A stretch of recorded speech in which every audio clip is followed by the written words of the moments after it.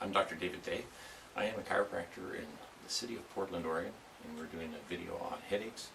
Let me tell you, if you are suffering from headaches, I hope that this video will be an amazing blessing for you.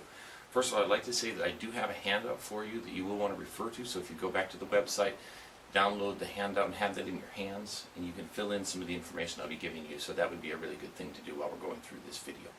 Headaches are a real problem, and you've heard the commercial about heartburn having a certain name written all over it. Well, headaches are a problem that have chiropractic written all over it.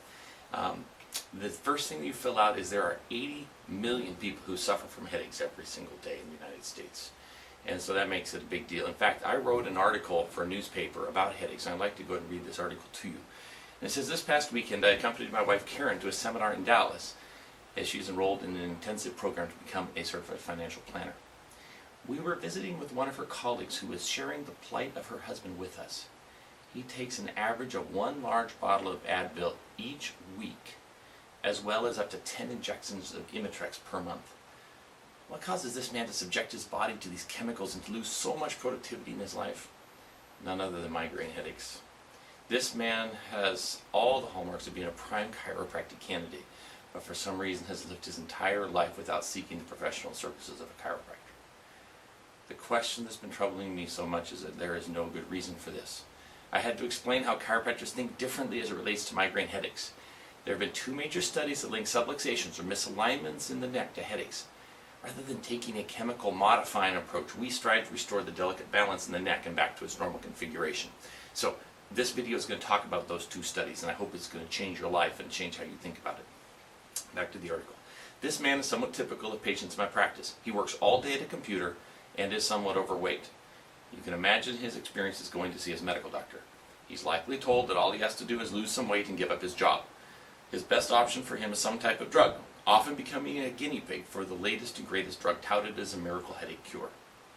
Only when all else fails, they then find their way into my practice by one of my patients relentlessly pestering him or her to at least get a second opinion from a chiropractor.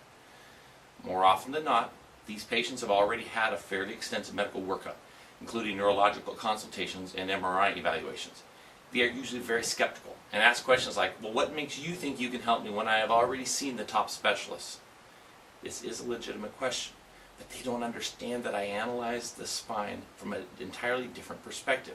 Rather than looking for muscle spasm or artery contraction expansion, I'm looking to find a subtle distortion in the nerve system. The most common cause of this nerve interference is an abnormality in either tension or pressure brought on by a misalignment or subluxation of the spine. By restoring this crucial balance in the spine alignment, miracles occur in health and vitality. So if you are frustrated by some health problem, consulting with a chiropractor makes perfect sense to me. And so that was the article that I put out, but I'd like to spend some time delving into some of these ideas in more detail. So when we look at the medical approach to headaches, one of the major problems is the assumption that the cause of the headache, since the head is what's hurting, they are looking in the head for the problem. All right. Now, there was an HMO study that studied this for several years ago. What they did is they took consecutive patients, and they took consecutive headache cases. And what they decided to do is we're going to send every one of those things through either an MRI or a CAT scan. They did 89 of these things, and they didn't find a single abnormality that could account for the headaches. They also then said, well, what we're worried about is if you've got a tumor or something like that that's causing the headaches, we want to catch it. Well, so then they said, well, all right, let's go back to that same time period, and let's look and see how many people who actually had malignant tumors, how many of those people presented with headaches. You know what that number was? It was 5%. So that's something that should be reassuring to you, although most of the time when people come in and they've got serious headaches, they've already had these imaging studies done. But what it tells me is that's probably not where we need to be looking for most cases of headaches, all right? So number 2 is the medication is based on a paradigm based on tension or migraine headaches. And almost all discussions on headaches, you're going to look and see, okay, do you have characteristics of migraine or tension? The tension will be more dull and bilateral. Migraine will be sharper and one-sided, those types of things. And so you kind of say, oh, I've got tension headaches. And the reason they do that, from my opinion, is it then influences what drugs are prescribed for you. And unfortunately, I don't think it's going in the right direction. I will talk about that. I think the paradigm is wrong. And so we'll talk about that in a few minutes.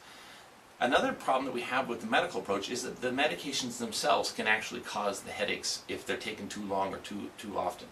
Did you, in this article that I wrote, this man, he ate a bottle of Advil. This is a large, good old Costco size bottle of Advil every single week. The problem is 1 out of 7 people who are on dialysis today are on dialysis because of taking these non-steroidal anti-inflammatories like Advil. All right, so we got to be thinking. And also, people die taking these NSAIDs as well, and it's like thousands and thousands of people every year from GI problems. So when we're taking these medicines, they can cause their own set of problems that really are quite serious. One other article that I want to talk about as it relates to medical care. In 1994, Consumer Reports did a study. And what they did is they asked people about their satisfaction rate for different conditions. Headaches had the highest level of dissatisfaction of all the things they asked. And there was over 25% of all headache patients were dissatisfied with how it had been cared for. All right. Now, in chiropractic, let's kind of set this a little differently here. We found that most of the time, and on the handout for you, as much as 92% of headache sufferers can obtain significant relief or elimination of their headaches with chiropractic care. It's an absolutely phenomenal success rate, and my experience bears this out as well. And I want to have a new classification for headaches, and we want to call this, the word is cervicogenic. So C-E-R-V-I-C-O-G-E-N-I-C. And what that means is from the neck, cervical, from the neck, genic. The doctors that first coined this term estimate that as many as, and here's a line, and I want you to fill this out, 64 million of those 80 million headache sufferers may suffer from cervicogenic headaches instead. You go, oh, all right. And the 2 discoveries that I talked about, and these have really changed how I approach this whole idea of headaches, and I hope it can change how your headaches are taken care of as well.